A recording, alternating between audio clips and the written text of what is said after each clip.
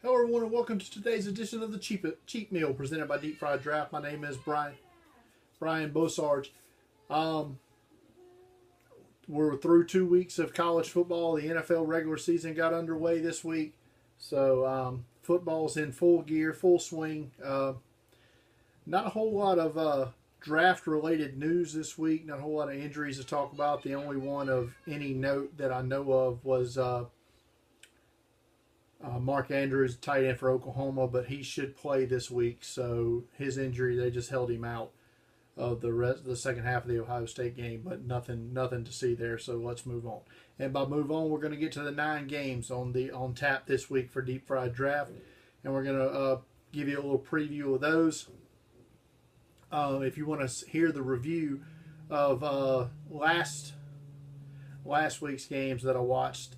You can download the Bumpers app in the App Store and subscribe to Deep Fried Draft there, or you can go to deepfrieddraft.com. There's a link to it there. There's also a link to it on my Twitter account, which you can follow at Deep Fried Draft, and also on our Facebook page. So pretty much follow me on social media, and you'll get to hear and listen to everything. Then listen to everything draft related that I have to say. So anyway, let's get to our preview. And we're going to start with Friday night. 2 games Friday night, 6 p.m. on ESPN. Illinois at South Florida.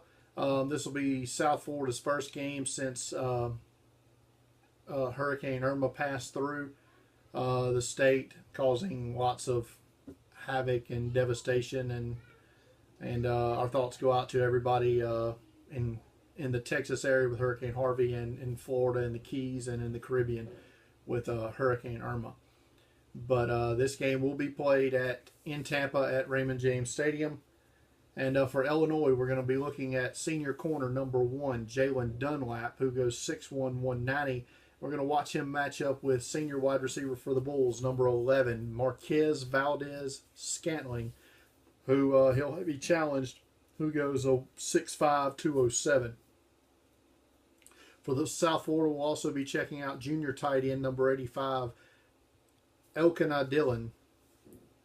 Sorry if I mispronounced that first name, sir. But so those are some matchups to look forward to in that game on Friday. Also Friday night, 6 p.m., ESPNU, UMass will be at Temple. For UMass, the concern here is the health of senior tight end Adam Brenneman. Did not play last week, or was injured early last week, I should say, and or week before last he was injured, and we'll see if he's healthy enough to play this week. We'll also get another look at their senior edge rusher number 4, Deshaun Downey. He caught my eye when I watched them against Hawaii during week 0, so he's a guy I want to get another look at. For Temple, we're going to take a look at number 4, senior fullback Nick Sharga. Sharga, to me, is in that Sam Rogers mold, the Dan Vitale mold of the fullback that could be considered fullback in name only, where he's not much, maybe not going to carry the ball, but going to mostly be a pass receiver and can get his nose in there and block, but mostly involved in the pass receiving game. For Temple, we also want to get a look at their senior offensive tackle, number 53, Leon Johnson, who listed at 6'5", 325, so maybe we'll get to see him line up against Deshaun Downey there. On this Saturday morning, 11 a.m. on ESPN, Oklahoma State is at Pitt. It's another look at 2 teams that I watched last week. Watched Oklahoma State against South Alabama and Pitt against Penn State. For Pitt, we want to see their senior corner, number 14, Avonte Maddox. He's only 5'9", 180, and he's going to have to deal with some big guys. Oklahoma State's 3 big receivers, Lacey, Aitman, and James Washington. 11 a.m. on ABC is UCLA at Memphis, and this game is purely quarterback versus quarterback. Josh Rosen for UCLA, we watched him a couple of weeks ago against Texas A&M, and he had the big comeback leading them to win. And for Memphis, this will be our first time this season getting a look at their senior quarterback, Riley Ferguson. Ferguson's a big kid. We want to see, we've heard good things about him. Haven't intently studied Ferguson, so I want to see him against UCLA here. 2:30 p.m. on CBS, Tennessee is at Florida. This is a game that was thought that could possibly be postponed, but they will play the game on time in Gainesville. On Saturday for Tennessee, we're going to see a pair of their senior safeties, number 29, Evan Berry, and number 24, Todd Kelly. For Berry, he's probably a better return specialist prospect than a safety, but he's a decent safety prospect. For Florida, will they get any of their suspended players back? Jordan Scarlett, Antonio Callaway specifically, we don't know the extent of their suspensions.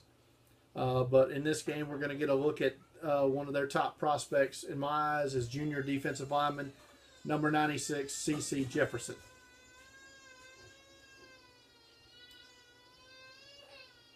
$6 p.m. on ESPN2, Colorado State is at Alabama.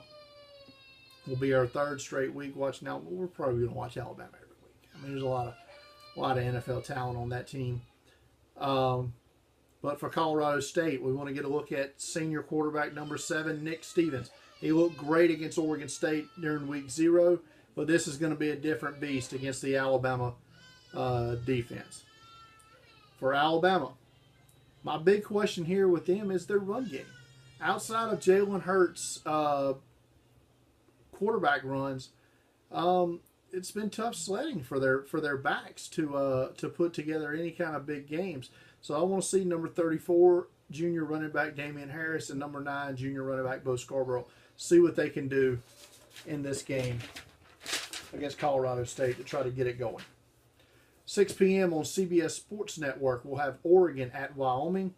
Oregon. Last week I caught a replay of the game against Nebraska, and I really like sophomore quarterback Justin Herbert. To me, he's a legit round one at this point, a legit round one prospect in the 2019 draft. For Wyoming, it's Josh Allen, their quarterback. Considered a top quarterback prospect for the 18 draft. He struggled against Iowa in week 1. He struggled last year against Nebraska, so this is another chance for him to bounce back against a Power 5 team. I want to see him excel against a Power 5 conference defense. I'm not saying that's the be-all, end-all of his, whether he's a top prospect or not, but hell, you'd kind of like to see it, wouldn't you? I mean, because, you're going to be seeing these level defenses in the NFL. Now, granted, he'll have much better weapons at the NFL. I get that. But you'd still like to see him perform against a top conference defense. So, let's be on the lookout for that. 6:30 p.m. on the SEC Network, Kentucky at South Carolina. South Carolina's another team you're going to see every week. I'm going to talk about her every week. Sue me.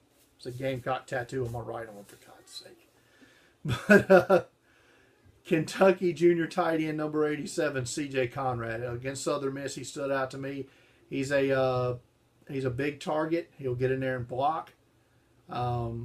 He's what we're going to start calling a dual threat tight end. South Carolina has one, Hayden Hurst, but we're going to talk about that with C.J. Conrad, 6'5", 245. He's a player South Carolina's going to have to watch out for. And last week they kind of struggled against Missouri's tight ends. That's big receivers, whatever they want to call them. They're not really tight ends. But for South Carolina, tasked with stopping Conrad will be senior linebacker number 10, Sky Moore. He's been up and down in his return to the lineup this season after missing all of last year with a neck injury. But before the injury, he was one of the top pass coverage linebackers in the nation. So he'll be probably in charge, one of the guys in charge of looking after Conrad. The other will probably be senior defensive back number 3, Chris Lamons. Lamons could play corner, could play nickel corner. Been playing a bit of safety for South Carolina this year, so he may be another one that has to keep tabs on Conrad. So let's look out for that. And at 9:30 p.m. on CBS Sports Network, Stanford will be at San Diego State. I caught a replay of Stanford and Southern Cal last week, so I want to get another look at them this time. And an explosive running back they have with junior number 20, Bryce Love. He's a guy who can get the edge and gone. So explosive speed for Love. For San Diego State, they also have a very good running back in Rashad Penny. Number 20, he's a senior. Jumped out to me last year during the mini games of San Diego State that I watched when I was watching Donnell Pumphrey.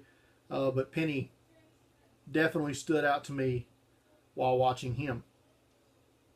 He's also a very highly skilled return specialist. I don't know that he's been asked to do that this year. Like I said, I haven't watched them yet. This will be my first watch of the Aztecs this year, but I know he returned a kick back in a game I watched last year. So Penny could have offer that dual threat role. So that's going to do it for our Week 3 preview. Like I said, only 9 games this week. I will probably catch a couple of replays of some other games during the weekend or later in the week. But those are the 9 official games that I'm going to watch this week. As always, as I said earlier, you can follow me on Twitter at Deep Fried Draft. Find me on Facebook at facebook.com/deepfrieddraft. Search me on YouTube, Deep Fried Draft, The Cheat Meal, Brian Bosarge. Just hit subscribe. Always get this video. It'll tell you when it's coming. If you hit subscribe, it's around there somewhere. Hit subscribe. Get the weekly review podcast on bumpers.fm. I'll link to it on all my social media platforms, but if you download the Bumpers app on your iPhone, it may be available on Android. I don't have an Android, so I don't know. But download the Bumpers app in the App Store for Apple and subscribe. You'll get dinged whenever I put one up. So it's a great listen. It's quick, easy like this. Quick 10, 12 minutes. You're done. Listen to it on your ride home from work. That's going to do it. So we'll be back tomorrow. I'll have a new DFD recipe posting to deepfrieddraft.com. We're looking at Mississippi State senior offensive tackle Martinez Rankin. So you got that to look forward to. Until then, later.